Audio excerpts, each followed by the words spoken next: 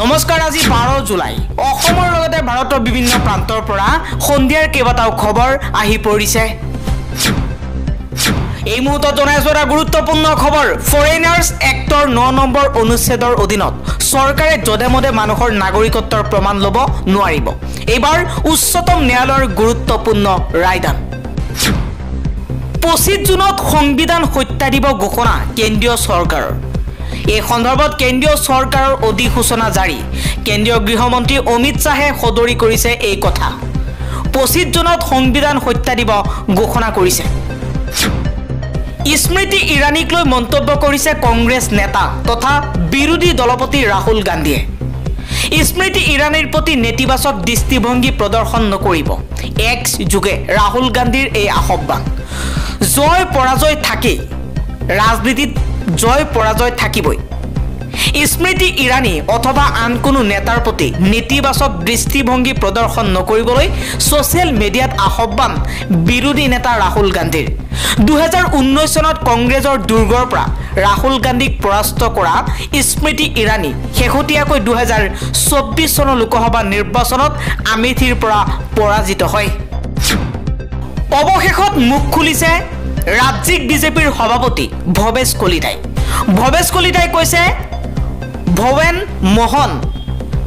আৰু সুদিষ্টিৰ গগৈৰ পদত্যাগে দলৰ কোনো ক্ষতি নকৰে আৰু যদি কোনোবা যাবলগীয়া আছে বিজেপিৰ পৰা যাব পাৰে আৰু তাতকৈ বেছি আহিব বুলি মন্তব্য কৰিছে ভৱেশ কলিতাই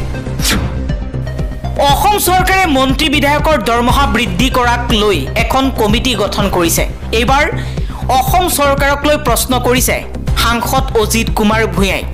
এই মুহূৰ্তত আপোনালোকক দেখুৱাইছো সাংসদ অজিত কুমাৰ ভূঞাই চৰকাৰক মন্ত্ৰী আৰু বিধায়কৰ দৰমহা বৃদ্ধি সন্দৰ্ভত মন্তব্য কৰিছে অজিত কুমাৰ ভূঞাই কৈছে অসম চৰকাৰে মন্ত্ৰী বিধায়কৰ দৰমহা বৃদ্ধিৰ সন্দৰ্ভত সিদ্ধান্ত ল'বৰ বাবে এখন কমিটি গঠন কৰিছে প্ৰথম প্ৰশ্নটো এই হ'ল যে মন্ত্ৰী বিধায়কৰ দৰমহা কিয় বৃদ্ধি কৰিব লাগে যি সময়ত বানপানীত এমুঠি অন্নৰ কাৰণে লাখ লাখ অসমবাসীয়ে আৰ্তনাদ কৰি আছে হাজাৰ হাজাৰ অংগনবাদী কৰ্মী আৰু অপ্ৰাদেশিকৃত শিক্ষকে নিজৰ প্ৰাপ্য দৰমহাৰ বাবে দিনে নিশাই আন্দোলন কৰি আছে টেট শিক্ষকৰ দৰমহা কৰ্তন কৰিবলৈ চৰকাৰ প্ৰস্তুত হৈছে মেডিকেলত সুবিধাৰ অভাৱত ৰোগীৰ মৃত্যু হৈছে কৰ্মচাৰীক পেঞ্চন দিব নোৱাৰো বুলি চৰকাৰে স্বীকাৰ কৰিছে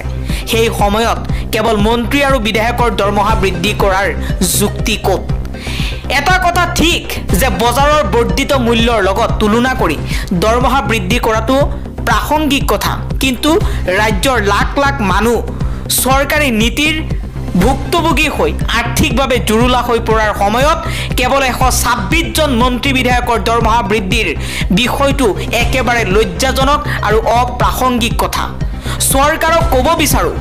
যে মন্ত্ৰী বিধায়কসকল ৰজা নহয় আৰু নাগৰিকসকল প্ৰজা নহয়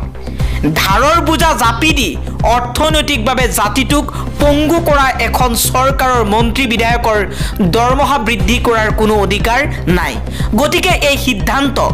অতি শীঘ্ৰেই বাতিল কৰিবলৈ হিমন্ত বিশ্ব শৰ্মাৰ চৰকাৰক দাবী জনাইছে সাংসদ অজিত কুমাৰ ভূঞাই উন্নয়নৰ প্ৰতিশ্ৰুতি দিয়া চৰকাৰ আছে শুই মন্ত্ৰী অতুল বৰাৰ সমষ্টিত বোকাময় গ্ৰাম্য পথে জিয়াটো ভুগাইছে ৰাইজক 2026 পূৰ্বে পথ নিৰ্মাণ নকৰিলে ভূত বৰ্জনৰ হুংকাৰ গাঁওবাসীৰ হয় স্কিনত দেখি থকা বাৰিষাৰ ভুই ৰোৱা খেতি পথাৰ নহয় ইয়া হৈছে বোকাখাটৰ এটা গ্ৰাম্য পথৰহে দৃশ্য পথটোৰ ওপৰত এহাটো ভুকা বোকাময় পথটোৰ বাবে জিয়াটো ভুগিবলগীয়া হৈছে বোকাখাটৰ মৰিধনশিৰি গাঁও পঞ্চায়তৰ অন্তৰ্গত কেইবাখনো গাঁৱৰ ৰাইজ যাৰ বাবে পথৰ ওপৰত প্ৰতিবাদ সাব্যস্ত কৰিছে এতিয়া গাঁওবাসীয়ে নিৰ্বাচনৰ সময়তহে ৰাইজলৈ মনত পৰে জনপ্ৰতিনিধিৰ পিছে নিৰ্বাচনী বৈতৰণি পাৰ হ'লেই সমষ্টিবাসীৰ ফালে পিঠি দিয়ে জনপ্ৰতিনিধিয়ে বোকাখাট নগৰৰ পৰা মাত্ৰ 1.5 কিলোমিটাৰ নীলগড় আৰু মৰিধনশিৰি গাঁও পঞ্চায়তৰ গাতে লাগি থকা ইয়া 9 আলিৰ পৰা খালৈজান সংযোগী পথৰ দৃশ্য